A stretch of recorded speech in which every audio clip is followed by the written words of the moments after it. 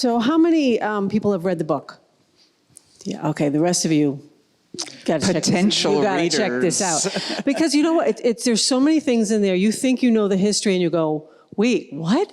And Elaine, let's start with like the biggest thing, and I've heard so many people even come up to you this morning saying, I had no idea that there was the women who were opposed to it and how long it took that battle. So let's start with that fact that this did not happen overnight. This was 7 decades. 7 decades of really fearless, ceaseless work on behalf of ordinary women and their male friends, always really wonderful male champions of the cause. But it begins way before Seneca Falls. Seneca Falls is sort of the date that we date the movement from, because it was the first sort of official public meeting. And it was in a Methodist church, the Wellesley Chapel. The Wesleyan Chapel, got my colleges wrong, the Wesleyan Chapel in Seneca Falls. And the women started, Elizabeth Cady Stanton had been thinking about this for years. She had several little children, didn't have a lot of time to plan. And she and 2 or 3 friends who were big time reformers and abolition workers decided they were going to call this meeting.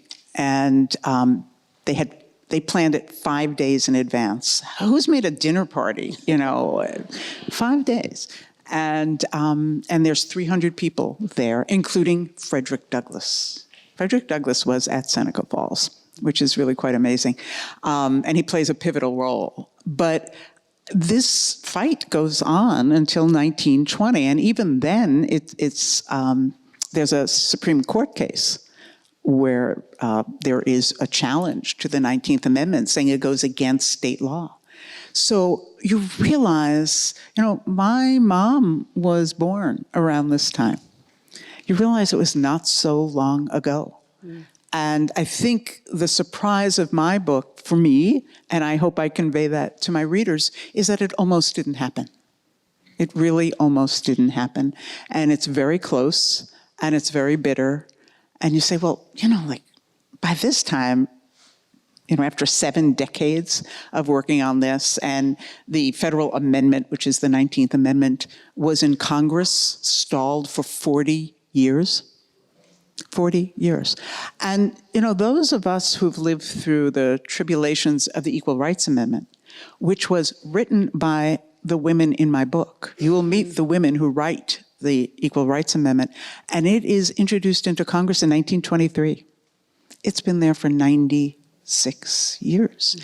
And so you realize that an amendment can get really close to ratification. It can come very close, but not be able to go over the threshold. And that's what the suffragists feared if this battle in Nashville, Tennessee was not successful. So that's why it's such a wild scene, because everyone knows it's sort of the Alamo. Everyone knows that this is it. And if they don't win Tennessee, it's quite possible the amendment will die. I think another surprise people have is that there were women against this. You think, what? Women were against this? So talk about the two. There's 2 groups who are fighting for this, and then there's the women who are against this. So, so tell us a little bit about those 3 different groups of people. Sure. So the book follows 3 main characters, and it was one of those gifts of the writing gods to find that each of them arrived in Nashville Union Station on the same night. It was really great. And I only learned that from reading the local newspapers. And so it follows sort of 3 streams of the fight. And one is Carrie Chapman Catt, the leader of the mainstream suffragists, the National American Women's Suffrage Association. She is the protege of Susan B. Anthony. She had been tapped to lead the movement into the 20th century. And she comes down from New York, from headquarters, to lead this last battle. She's miserable. She does not want to be there, but she knows she has to. She's sort of the general. And then there's another wing of the suffrage movement, the National Women's Party. That is Alice Paul's breakaway party. And here we see women organizing for the same cause, the same goal, and yet working separately. And so this happens historically. We shouldn't be so surprised when it happens now. And they have different tactics. They have different staff. They have different strategy, but all for the same goal. So we have the young woman who Alice Paul sends to Tennessee to run their campaign. They're all staying in the same hotel. It really gets kind of wild. And then the third is Josephine Pearson, who is the leader of the Tennessee women opposed to women's suffrage. And so you learn about the women who opposed it. She is aided by women from New York and Washington and Boston, which was, I hate to tell you, the hub of anti-suffrage women's organizations. Another surprise. There was an association opposed to women's suffrage. For a long time, headquarters was here. It was in Boston. There was a publication called the Women's Remonstrance. And they were very socially well-connected women, for the most part. And they were vehemently against the idea of women being enfranchised. And we can discuss why that was. Yeah, let's talk about some of the reasons, because this wasn't just a political battle, as you say. This was a lot more. Yeah, and that's something that I began to realize, that although this was a huge political battle, and you have the presidential, you have President Woodrow Wilson involved in this. He plays a big part in the story. The presidential candidates who were running for office in 1920, Warren G. Harding and James Cox, who is running with a young Franklin Delano Roosevelt for his vice presidency. So you have, it's a very political story, but the argument, the debate, the fight over the idea of enfranchising women is more than just political, which is why it was so difficult. So it's really a cultural and a social, and for some a moral issue about the role of women in society. And so there is a group of women, and they break out into sort of emphasizing different aspects of this. But some feel that it will endanger the American family. That if women want to feel equal to their husbands and their fathers and their brothers, this will imbalance the American family. And they see it as bringing about the moral downfall of the nation. So how will it endanger the family? They have all kinds of really interesting reasons. One, husbands and wives, there'll be more divorce because husbands and wives will argue about who to vote for. Now, I think they might have been right about that. They also say, well, women, if they demand the vote, and they demand going into what they call the public sphere, outside of the domestic sphere, meaning leaving the home, even to go vote. Well, who knows what they're going to want to do next? They might want to go to work. And so there are these amazing broadsides that I reproduce some of them in the book, showing women abandoning their families to go either work for the vote or then to vote. So there's one called Election Day, and it shows a mother sailing off, and the husband is holding the screaming babies. He's always screaming. That's always like the ultimate insult. And she is going off to vote. And there's a sense that dads are going to have to take care of the babies if mom wants to go to vote. There's another, which is really my favorite, it's called America When Feminized.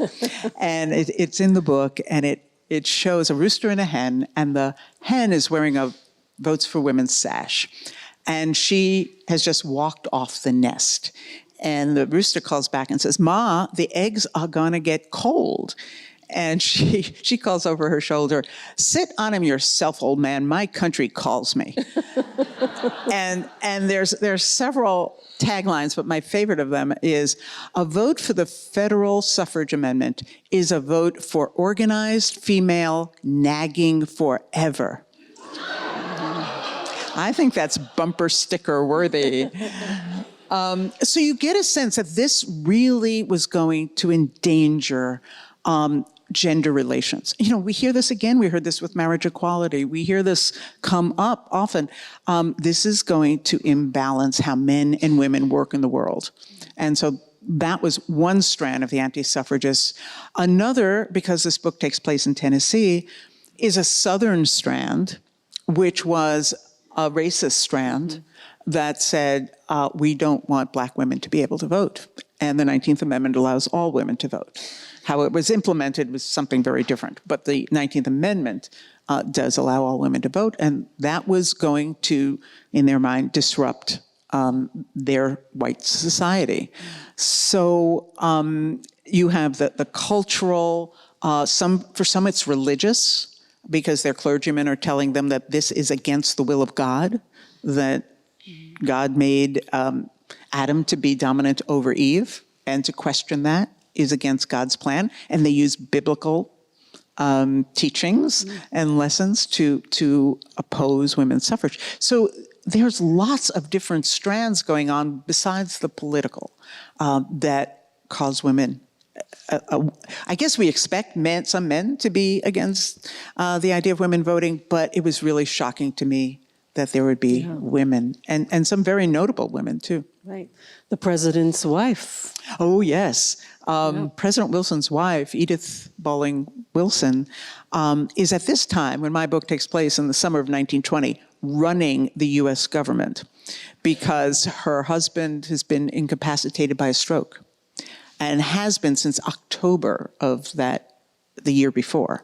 And they've not told Congress what's going on. Even his vice president, Marshall, does not know what's the extent of his disability. And she's kept the government running. But she is vehemently opposed to the idea of women voting and tries to get Wilson to oppose this idea. Politically, at this point, it's advantageous for him to support it. But she's against it. But so is the wife of the presidential candidate, Franklin Roosevelt. Eleanor Roosevelt, at this time, is a 30-something-year-old mother of 5 little children. And she's never an anti-suffragist, but she never supports the movement. And in fact, when New York... surprises, so many surprises. Right, when New York State wins the vote by referendum in 1917, remember in these referenda, and there are dozens of them around the country that go on for decades. Massachusetts, by the way, in 1915, rejects the idea of women voting, but only men can vote in these referenda. So it's men saying no. And in 1915, Massachusetts had a referendum and voted no. But and so did New York, but New York goes again in 1917. Massachusetts was a lost cause, and they win. And so New York women can vote. She lives in New York, and Eleanor refuses to vote. And so the anti-suffragists actually court her, and have a scene in my book where they are courting her to join their side. That would be a really great get for them. But she doesn't do that. Now, what happens soon after is, after women do get the vote, she joins the League of Women Voters, becomes a protege of Carrie Catt, and that's her political career. Let's talk a little bit about Carrie Catt and Sue White, and the same goal, and they have these different strategies, which are really interesting because sometimes they point fingers like, you're going to ruin it. No, I got credit. I did that. No, I did that. Yeah. And they both feel that they are Susan Anthony's girls. Yes, everyone wants to be. And Sue White, she's quite. That is quite an activist group, and they're like in your face. Yeah. So the National Women's Party is this offshoot of the mainstream party, and we see this happen in so many reform or progressive movements. We see it happen with the labor movement. Remember, the Wobblies get tired of waiting to organize peacefully and take on some more radical and even violent methods. It happened in the British suffrage movement, where Mrs. Pankhurst and her daughters go off, and they really are violent. They break windows, they set off bombs, they attack public property. And a young woman who trains with them named Alice Paul comes back to the US and says, I'm going to blast this slow-moving movement out of its lethargy. And so she says, we're going to just be confrontational. We are not going to ask politely anymore. We are not going to just plead. We're going to demand. We're going to march in the streets. We're going to picket the White House. We're going to burn the president's words and burn him in effigy. They are disruptive. They are, I tell you, I read about some young women in Congress right now, and I say, wow, that's Alice Paul. that is that disruptive, and they were despised by both opponents of suffrage, by the mainstream political alliances, but also by the fellow suffragists who said, you're giving us a bad name. You are picketing the White House. You're calling Woodrow Wilson Kaiser Wilson during wartime. They called them treasonous. And they are imprisoned on, they're just exercising their First Amendment rights. They never were, in America, they were never violent. The most they did was picket. So there's no property damage. They're arrested for things like obstructing the sidewalk and lighting a match after sunset. So, and they're hauled away in what paddy wagons that were called Black Marias, and they are imprisoned in horrible circumstances, vermin all over. Alice Paul is put in solitary confinement. When they refuse to eat because they consider themselves political prisoners, they are force-fed with tubes rammed down their noses. They are, again, they're tortured. They're manacled to the wall. They are physically abused. Alice Paul serves months in prison. And in fact, she is threatened with confinement to an insane asylum. They're trying to break her. And so you see this more, I call it aggressive or radical approach, not militant, but a more radical approach, shaking it up, saying we can't wait any longer. A lot of these women are in their 20s and 30s. There are older women too, but they're just tired of waiting. It's been 3 generations and they don't want to wait anymore. And so they're willing to be much more in your face than their, the prior generations were. And talk a little bit about Carrie Catt's frustration, because here she's working. Mind you, 20 nations women have the right to vote at 26 this time. nations. 26, okay. 26. And there are even some women in the western part of the country that can vote. So talk about her frustration. Here she's on this international level saying, why can't we? Oh yeah, Carrie Catt's fascinating character.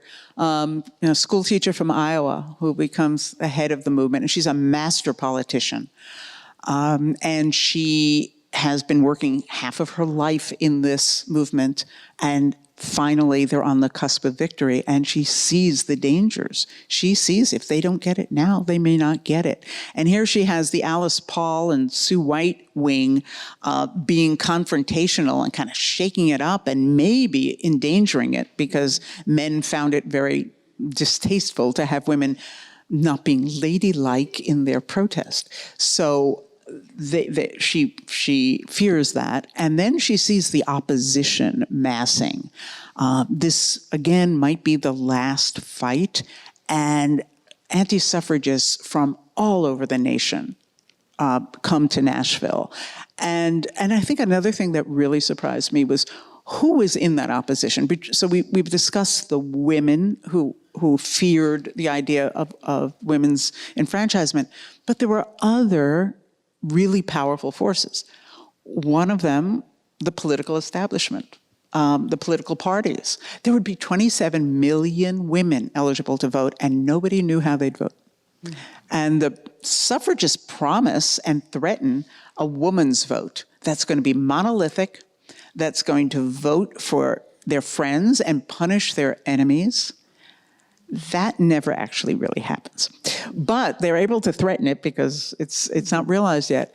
And of course, the politicians and the political parties fear this kind of breaking the status quo. But then there's corporate interests. that are against women's suffrage. And these include, again, it's going to be bad for their bottom line. Nothing new. It's going to be bad for their business. So the textile manufacturers are opposed to women's suffrage because women, if women can vote, if mothers could vote, it might mean that they will want to abolish child labor. And child labor, the textile mills in New England, as well as in the South, depend upon child labor and cheap women's labor. That's how they do their business. And that's going to disrupt it. And then, of course, there's the liquor industry, which the women had always been associated with the temperance movement. And that's, for some, a moral issue. For others, a domestic violence issue. Because women couldn't press suit in court. They couldn't testify in court. So the only way was to kind of stop it at the tap and stop the flow of liquor from abusive husbands and fathers. So they're involved in the temperance movement. Prohibition is in effect in the summer of 1920, but what they're hoping is that if they can keep women away from the polls, that maybe it won't be enforced. It'll be kind of wink and nod, which is how it was enforced in many states prior. So they're hoping that keep the women away and won't be enforced. And so we have that great scene in many scenes in the book of the liquor industry establishes a speakeasy on the 8th floor of the Hermitage Hotel where everybody is staying, the legislators, the suffragists, the anti-suffragists, and it's called the Jack Daniels Suite.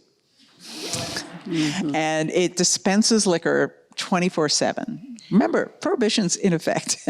And Carrie Cat says, "Is everyone in the legislature drunk?" And the reply is, "Yes, of course." So they have to be thrown into the showers before they can, go up and be in the chamber to vote. So the liquor industry is trying very hard to get Tennessee to not ratify. And how ironic that it came down to Tennessee. Oh, right? yes. It was just fluky, but it does come down to Tennessee. Yeah. And like you said, do or die. I want to see if there's any questions. I can keep going, but do any of you have any questions for Elaine? Okay, well, if you think of some. Yes. Where's it? There's one over here. Oh. Over here. I'm sorry. Go ahead. Okay. I'm wondering, as you said, there were 26 nations, Yes. including New Zealand, there were women's votes. Right. And I believe Utah had the vote for women so that they could maintain womanism. Yes. Did no one sort of look at all these places and go, their families are still okay? Oh, sure they did. Carrie Cat, besides being the president of the National American Women's Suffrage Association, is also the president of the International Suffrage Alliance. So this is the worldwide umbrella group of all suffrage workers in every nation. And of course, they're in the wilderness for many years, but it starts to to really move before and after World War I. And so, yeah, she really plays that card and says, 26 nations can already vote. I think there were 10 states can already vote. And the world has not come to an end. And in fact, in 1920, Russia had given their women the vote after the revolution. Germany, who we had just defeated, had given women the vote. So it really got embarrassing. And she sure used that to try to embarrass Congress and then the legislatures. And she gets really quite angry about it. Was there pressure from the Mormons as well? Because Was there pressure from the Mormons is the question. On pro-suffrage? I think they had certainly supported it in Utah. I didn't see a great, but it is interesting that the anti-suffragists, when they rail against who is supporting suffrage, they'll say the socialists, the feminists, and the Mormons. So yeah, I guess they're. Talk a little bit about how the image of especially Susan B. Anthony in the political cartoons, but also, I'm forgetting her name, the woman that they brought forward who was the lovely mother with the children. Oh, Anne Dallas Thank Dudley. You, yes. Yeah, so from the beginning, and this will not shock anyone, the suffragists were derided and insulted as being unladylike and unwomanly. And why would an attractive woman want to have the vote. I mean, a man will vote for her. So the suffragists are depicted, and I use some of these in the book and certainly in my talks, as just these really ugly, mannish women. That was the stereotype that was used. And so the suffragists have to kind of push back, and they bring forth the prettiest suffragists they can find. And they really do. They do this all the time. And they're playing the game too. And there's a woman in Tennessee named Ann Dallas Dudley, who is actually a leader in Tennessee. She's also on the National Association Board. And she is this beautiful woman with 2 lovely children and a supportive husband. And they pump out the photograph of her reading to her children all over Tennessee. And I was looking at that photograph. I said, oh, this is so beautiful. And I understood why they did this. And then I was doing the math of how old her children would have been in 1920. And they were way out of the nursery. They were like 20 years old. I said, wait a second, they're still using that photograph. But yep, they still were. Susan Anthony, in the early depictions in the mid-19th century, is always depicted with a big, threatening umbrella. And there's a Life magazine cover where she's impaling the umbrella in some politician's chest. So she's always has this threatening. I'm not going to go to the Freudian stuff, but she has this umbrella. And after, at a certain point, around the 1890s, you see a change when she becomes more respectable. When people begin to get the idea, yeah, maybe this suffrage movement has a point. And so she's depicted as much more, non-threatening after that. But you see that, you see it happen in Tennessee. You see all these visuals where, it's threatening. It's still threatening. And the way they use Susan Anthony in Tennessee is they give pictures of her with African American friends and say, this is the woman you want. This is the movement that personifies the federal amendment. You don't want that. Go ahead. I'm curious about your sources. Original sources versus other books. They come from libraries, from letters. What did you find that was the most interesting that may have not been discovered? Right. The question is about sources. Sources.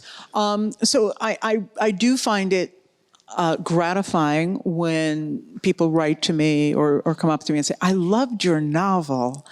and I take that as a great compliment. But then I have to explain. It's a novel with 750 endnotes, but you don't have to read the endnotes. It is very sourced, as they say. So every quote, every description comes from research. One of the wonderful things is that the Tennessee State Archives actually saved every scrap of paper from this fight. I don't know how, they even had Carrie Katz's notes. So that was a goldmine. And I was able to go to Nashville and find that. So that has a lot of detail. The Library of Congress has the papers of both the National Association and the Women's Party. So I read those day to day. And so you have the women writing to headquarters and saying, the organizers in the field saying, this is what I did. This politician is double-crossing us. This one promises, but it's not coming through. So I had their direct reports. The Schlesinger Library at the Radcliffe Institute at Harvard, one of the great repositories for women's history. And I spent many very happy hours there. I always love to use that. And they have papers. They have the Sue White papers, some personal papers, some recollections of her. They had papers of Betty Graham, who's one of the young organizers in her 20s, who's there, and her granddaughter, who lives in the Boston area, just donated those papers, and she went through them with me. They hadn't been cataloged yet. So there's all of those primary sources, and then there's the newspapers, which were very, very good. because they were excellent reporting. They had reporters there. And at that time, the reports are very thorough. And they have lots of quotes. And I was able to use that. The New York Times is one of the great anti-suffrage newspapers in America. The Boston Globe is okay. Not. Christian Science Monitor is pretty good. Baltimore Sun was terrible.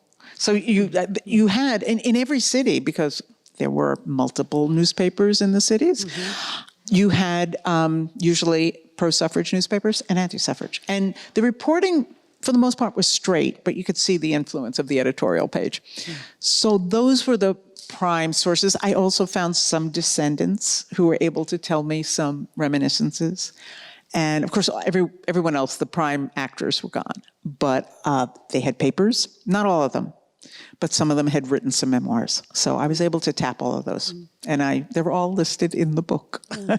Anybody else have a question? There is something there. There's a situation, you mentioned Utah and Mormonism, but Wyoming also. And so I was wondering if there is a ideological difference, if you will. In the West? With women out west. Yeah. Maybe more independent, whatever. What would Yes. be the factors contributing to their aggression Right. regarding women's suffrage?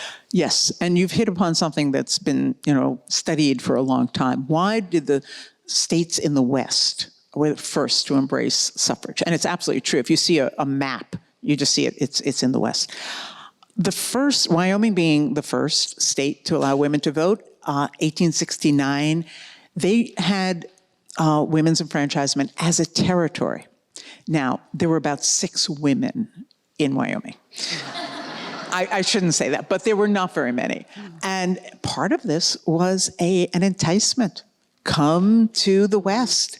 We have the pioneer spirit. And there certainly is that idea that they, forged the West together with their, men and women together. There is that element. But there's also, the government used it, come, you can vote here. So that is a big reason too. And then you have in Utah, the sense that they would be able to enter, again, their polygamy was an issue, so they're trying to get more voters. So it's very interesting. But then a place like Washington State has to go through several referenda and Oregon before they agree. California, it fails several times until finally approved in 1911, I believe. So you see it kind of slowly come. I have to tell you, Massachusetts would have never approved women's suffrage.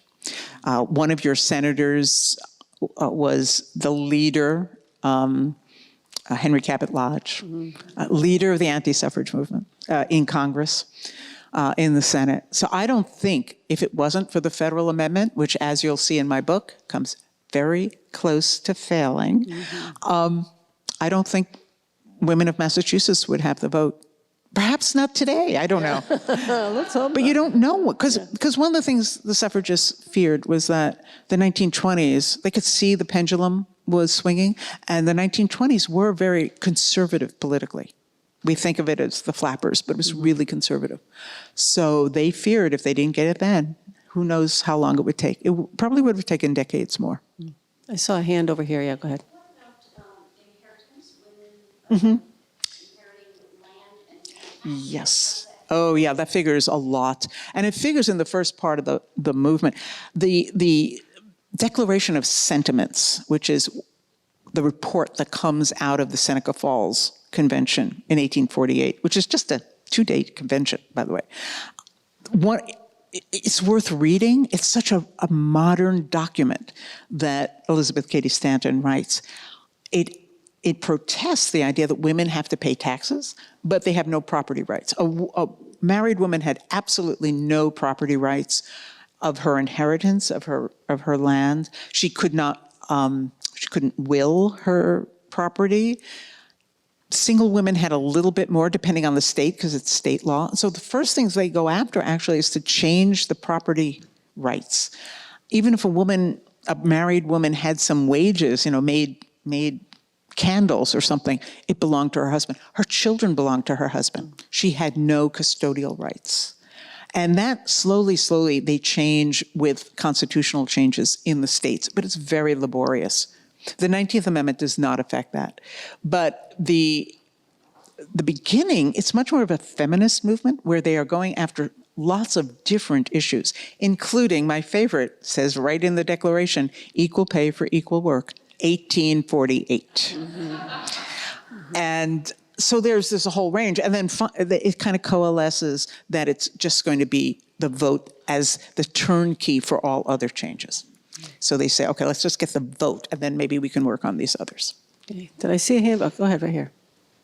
Is there a backstory to why Tennessee is the breaking point? Pardon, Is there a backstory to why Tennessee is the breaking point? Yeah, when my book takes place in the summer of 1920, 35 states have ratified. They just need one more, just like the ERA.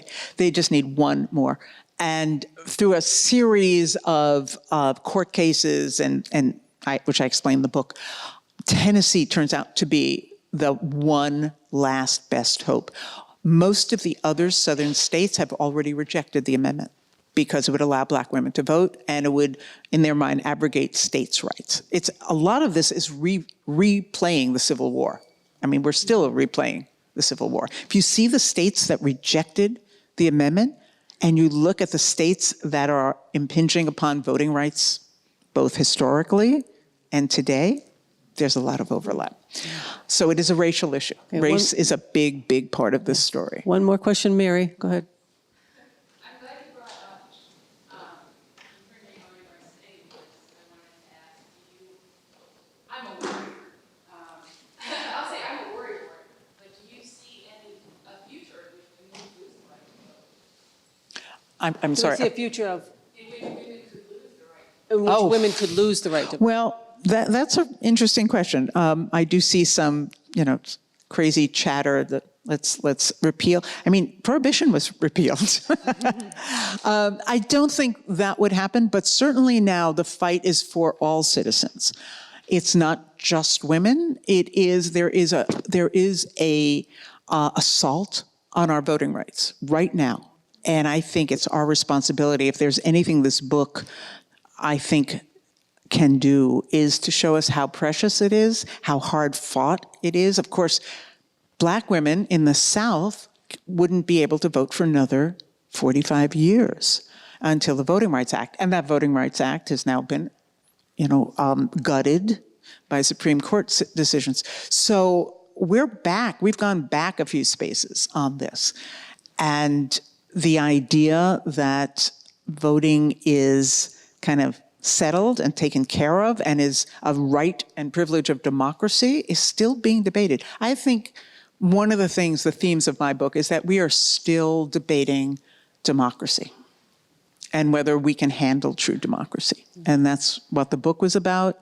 That's what the fight is about, and it's still going on. And there's a lot of other surprises we didn't talk about. So I'm telling pick up. And Elaine is going to be outside signing books. And we should also mention the Women's Suffrage Celebration Coalition of Massachusetts and the Greater Boston Women's Vote Centennial. They've got a table set up outside, and they invite you to stop by and see what they have to offer. Yeah, can I just say as a second? So the book is also an audiobook, which is great because the reader gives voices to all these wonderful characters. So it's really fun. And then it is going to be I was going to say TV series. So one of my readers was Secretary of State Hillary Rodham Clinton, and she got in touch with me and said, "This is an important story. I didn't know this. And we've got to get this story out to the largest audience possible." So she asked me to partner with her. That was very agreeable to me. And she brought the idea to her friend Steven Spielberg, and so his television production unit is developing it, and so that's... Can I just say, were you pinching yourself when you got Hillary Rodham Clinton? It was, yes, I was certainly pinching myself. It was pretty amazing. But she's very, very involved in all of it. Again, thinks this is an important story. So that's been, and it's going to be a middle grade readers book next year. So that's great. You mean we're finally going to read about it in school? Yes. Yeah. You know that it is not on the curriculum of many, many states. And even in Tennessee, someone wrote to me and said, we're having to battle, and in Michigan, battle to get this on the curriculum. Women's suffrage, it's usually one sentence, and it is, in 1848, women met at Seneca Falls, and in 1920, they were given the vote. That's how it There goes. you go. So you want to know all the details, pick up Elaine's book. Thank you so much. This has And thank really you been for great. coming.